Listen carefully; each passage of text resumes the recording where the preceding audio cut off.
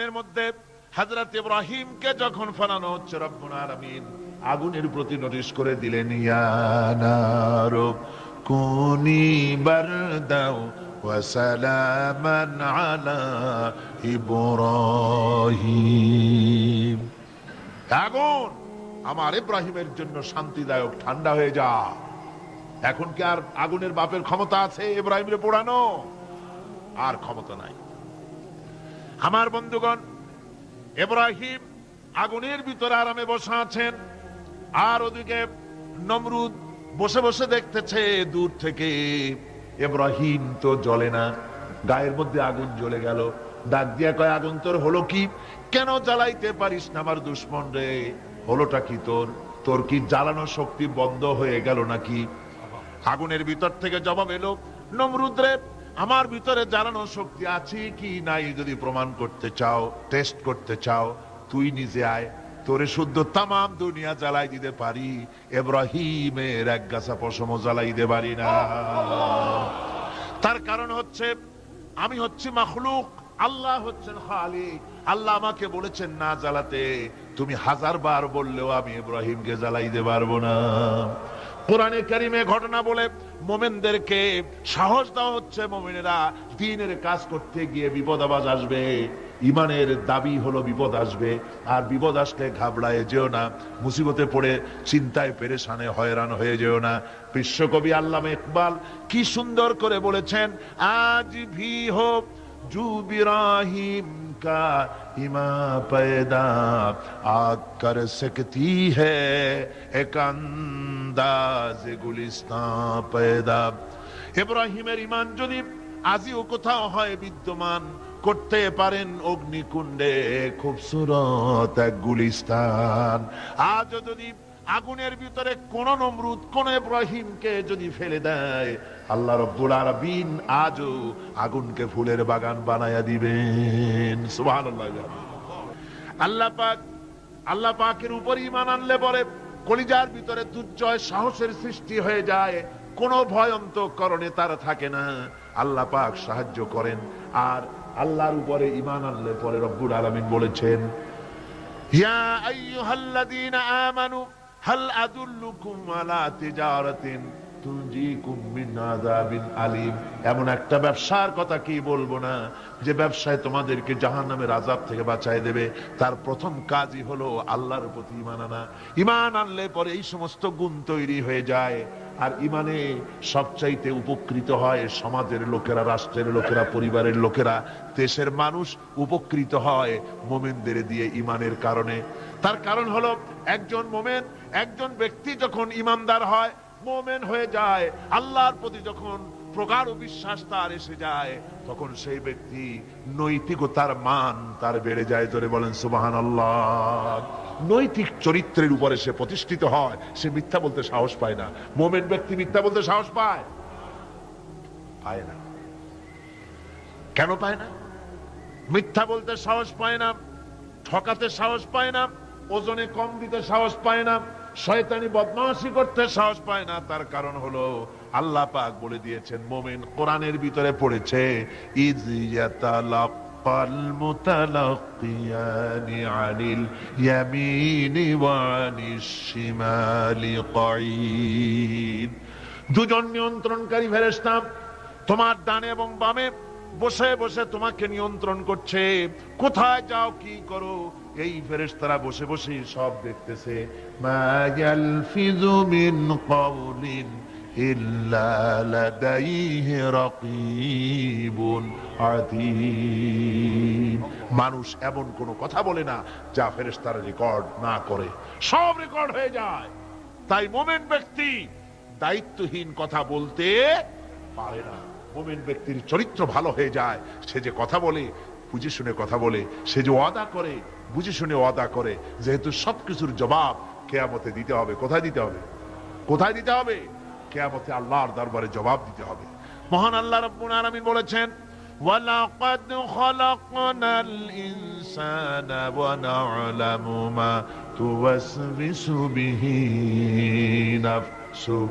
মানুষ সৃষ্টি করেছি আমি, তার অন্তঃকরণের ভিতরে ওয়াসওয়াসা কি হয় আমি জানি। এই জন্য মুমিনেরা মনের ভিতরে কোনো খারাপ কল্পনাও করতে পারে না। খারাপ কল্পনা করলেও তার হিসাব দেওয়া লাগবে আল্লাহর কাছে। কার কাছে? ওয়াইন তুবদু মিন আনফুসিকুম আও তুখফুহু ইউহাসিবুকুম বিহিল্লাহ। আল্লাহ বলেন মনের মধ্যে যেসব কল্পনা করো তা প্রকাশ করো আর গোপন রাখো, ওইটার হিসাব নিব আমি আল্লাহ পাক। কিয়ামতের দিন আমার কাছে হিসাব দিতে হবে। বন্ধুগণ, এই জন্য মুমিন যারা, মুমিনদের চরিত্র প্রতিষ্ঠিত হয়, মুমিনদের ধারণা থাকে যেখানেই যাই না কেন, যেখানেই বসি না কেন, সেখানেই আল্লাহ, আল্লাহ ছাড়া কোনো জায়গা নাই। আছে নাকি? আছে। আল্লাহ পাক বলেন মা ইয়াকুনু মিন নাজওয়া সালাসাতিন ইল্লা হুয়া রাবিউহুম। তোমরা যেখানে তিনজন মিলে পরামর্শ করো, মনে রেখো তিনজন নও, ওখানে চতুর্থ সত্তা আমি রব্বুল আলামিন তোমাদের কাছে আছি। সব শুনিয়ার দেখি পাঁচজন যেখানে হও সেখানে আমি ষষ্ঠ। এর থেকে যদি কম হও, এর থেকে যদি বেশিও হও, বান্দারে তুমি আছো যেখানে আমি আল্লাহ আছি সেখানে। উপায় নাই, সব জায়গায় আমি দেখতে পাচ্ছি। শুধু তাই নয়, রাত্রিবেলায় মানুষেরা গোপনে পরামর্শ করে, করে না? করে কিনা? রাতে রাতে পরামর্শ করে, এক জায়গায় বসে, হলের মধ্যে, পাহাড়ের মধ্যে, কোন জায়গায় বসে পরামর্শ করে। কি পরামর্শ?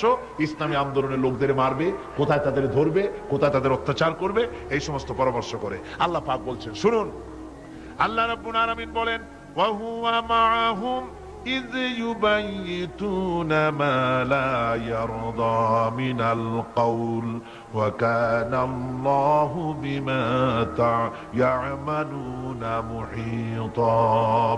আল্লাহ পাক বলেন তিনি তো ঠিক সেই সময়ও তোমাদের কাছে থাকেন যখন তোমরা নিজেদের ঘরের মধ্যে বসে, কোন এক জায়গায় বসে আল্লাহর মর্জির খেলাফ পরামর্শ করো, আল্লাহ তখনও তোমাদের কাছে থাকেন। আল্লাহর ইহাতা থেকে, আল্লাহর কর্তৃত্ব থেকে বেরিয়ে যাওয়ার কোনো উপায় নাই। সুতরাং গোপনে বলেন, প্রকাশ্যে বলেন, যেভাবেই যা কিছু করা হোক না কেন, আল্লাহর কাছে আমাদের সমস্ত অপরাধগুলি ধরা হয়ে যায়। আর এটাই হচ্ছে ঈমানের সীমা পরিসীমা। তিলকা হুদুদাল্লাহ ফালা তা'তাদুহা। তিলকা হুদুদুল্লাহ, এটাই হচ্ছে আল্লাহর সীমানা। ঈমানের এই সীমারেখা বজায় রেখে ঈমানের উপরে মজবুত করে কোন ব্যক্তি, পরিবার, সমাজ, রাষ্ট্র যদি তৈরি হয়, তাহলে সেই সমাজই শান্তি আসে, সেই সমাজই আরাম আসে, সেই রাষ্ট্র শান্তিপূর্ণ হয়, সেখানে দিন কায়েম হয়, মানুষ সুখ সমৃদ্ধি খুঁজে পায়। সুতরাং আমরা আজকে আলোচনা করলাম ঈমানের কোয়ালিটি। কি আলোচনা করলাম? ঈমানের কোয়ালিটি। এই কোয়ালিটি দিয়ে যেন আল্লাহ আমাদেরকে ভরপুর করে দেন। জোরে বলেন আমিন। আরো জোরে বলেন আমিন। মুনাজাতের জন্য দাঁড়ানো ভাইরা বসেন এবার।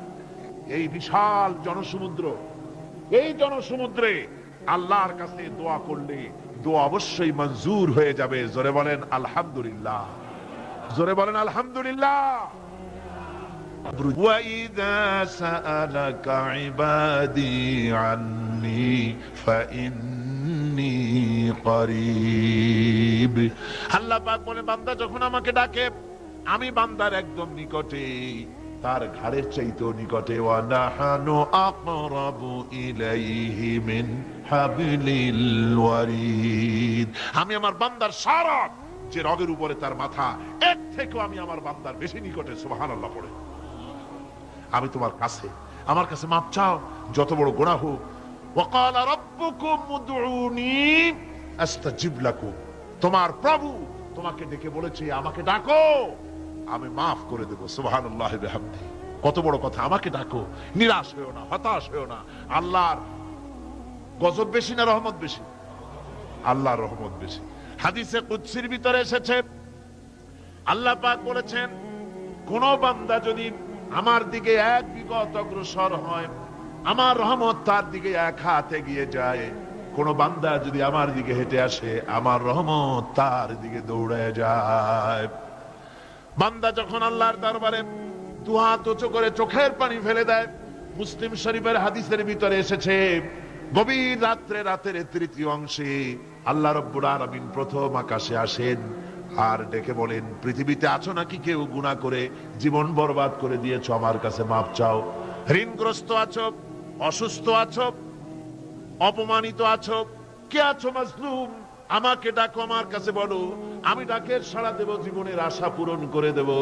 ওই সময় যেই সমস্ত লোকেরা কান্দে তাহাজ্জুদের নামাজ পড়ে, আল্লাহ জিজ্ঞেস করেন ফেরেশতারা, অমুক অমুক দেশে অমুক অমুক বান্দারা কাঁদে কেন? ফেরেশতারা বলে, রব্বুল আলামিন তুমি তো ভালো করে জানো। আল্লাহ বলেন, জানি, তবু তোমাদের মুখে শুনতে চাই। তারা বলে, রব্বুল আলামিন তোমার এই বান্দা গুনাহ করেছি, গুনার জন্য মাপ চায়, জাহান্নাম থেকে বাঁচতে চায়। আল্লাহ পাক বলেন, ফেরেশতারা আমার এই বান্দারা আমারে দেখেছে নাকি? বলে দেখে নাই। বলে আমার দোজখ দেখেছে নাকি? বলে না, তাও দেখে নাই। আমার বেহেশত দেখেছে নাকি? বলে না, তাও দেখে নাই। আল্লাহ পাক বলেন, ফেরেশতারা সাক্ষী থাকো, ওরা আমাকে দেখে নাই, আমার বেহেশত দোজখ কিছুই দেখে নাই, শুধুমাত্র আমার নবীর কথা, আমার কোরআনের কথা বিশ্বাস করে আরামের ঘুমকে হারাম করে যেভাবে তারা কাঁদতেছে, সাক্ষী থেকে যাও ফেরেশতারা, আবার রহমতের দরিয়ায় জোশ মেরেছে আমার ওই ক্রন্দনরত বান্দাগুলিকে আমি আল্লাহ মাফ করে দিলাম। সুতরাং মুমিন বান্দা যারা, আল্লাহর মুমিন বান্দা যারা, এই ঈমানের কোয়ালিটি, এটাও হতাশায় নিরাশায় ভেঙে পড়বে না। গুনাহ তো মানুষই করে, গুনাহ হয়ে গেছে, মাপ চাও। তোমার গুনাহ কদ্দূর? তোমার গুনাহ যদি হয় পাহাড় সমান, আল্লাহর রহমত আকাশ সমান। তোমার গুনাহ যদি হয় আকাশ সমান, আল্লাহর রহমত তো আরশে আজিম ছাড়াই গেছে। সুবহানাল্লাহ বিহামদিহি। সুতরাং রহমানুর রহিম, গফুরুর রহিম, তার কাছে মাপ চাইতে হবে বিনীতভাবে, হতাশায় ভেঙে পড়লে চলবে না। এটা হলো মুমিনের আরেকটা কোয়ালিটি। এরপর আরেকটি কোয়ালিটি হবে মুমিনের, তা হলো কঠোর কঠিন বিপদে অবিচল থাকবে, বিপদে ভেঙে পড়বে না। বিপদ আপদ, শত্রুতা, ক্ষয় ক্ষতি যা কিছু হয় সবই আল্লাহর পক্ষ থেকে, এটা মেনে নিতে হবে এবং ধৈর্য ধারণ করতে হবে। বিপদ মুসিবত শুধু উম্মতের জন্য নয়, দুনিয়ার সমস্ত নবীদের বিপদ এসেছে, হয় নাই? নবীদের বিপদ আসে নাই? কোরআনে কারীম থেকে শুনুন, আল্লাহ রাব্বুল আলামিন বলেন, وَكَذَلِكَ جَعَلْنَا لِكُلِّ نَبِيٍّ عَدُوًّا مِنَ الْمُجْرِمِينَ। আল্লাহ পাক বলেন, এমনি করে আমি সকল নবীদের শত্রু বানিয়ে দিয়েছি সব পাপিষ্ঠ আর অপরাধ প্রবণ লোকদেরকে।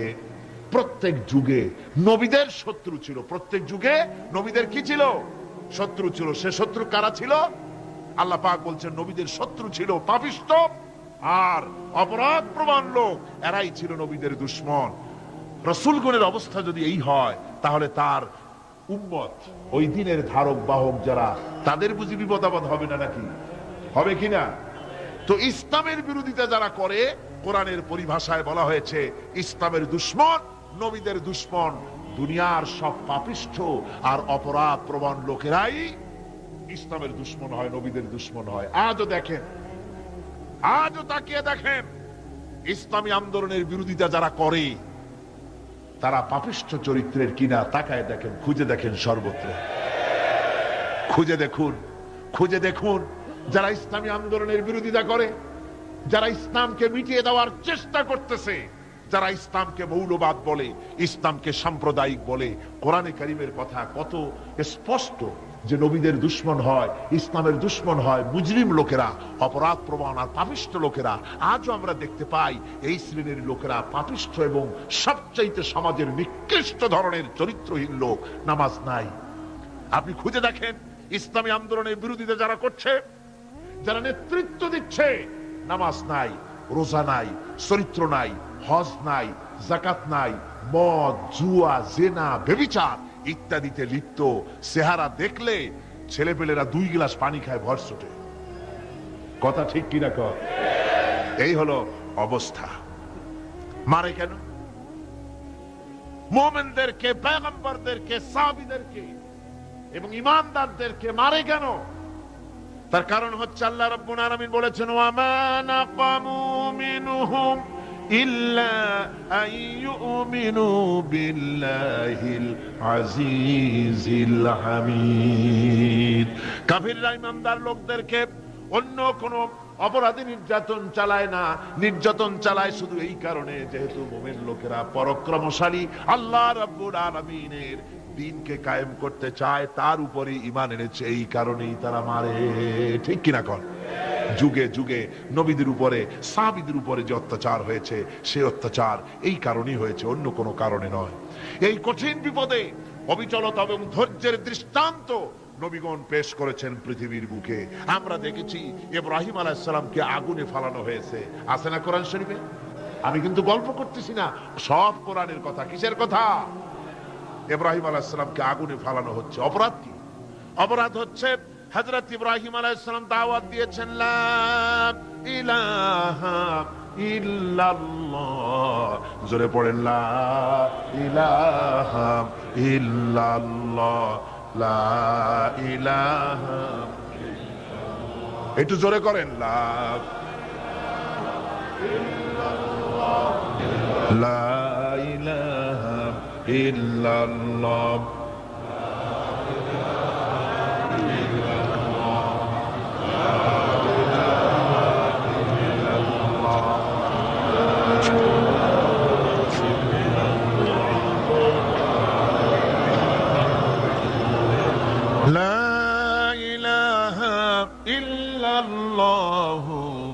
মুহাম্মাদুর রাসূলুল্লাহ।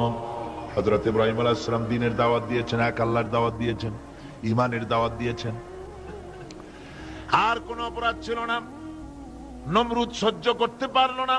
কোরআনে কারীমের মধ্যে সব কথাগুলি আল্লাহ পাক এই জন্য বিধৃত করেছেন, এই জন্য কোরআনে কারীমের মধ্যে সব কথা উঠায় দিয়েছেন, যাতে করে মুমিনেরা বিপদ আসলে পরে যেন ঘাবড়ে না যায়।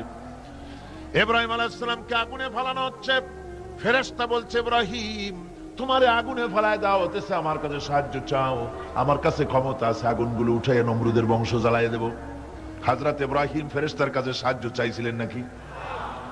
তিনি বললেন, ফেরেশতা তোমার কাছে সাহায্য কেন চাইব?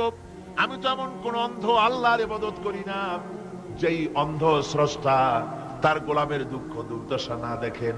আমি তোমার কাছে সাহায্য চাইব না। হযরত ইব্রাহিম আলাইহিস সালাম পাশ করলেন। কি বলেন, পাশ করছেন না?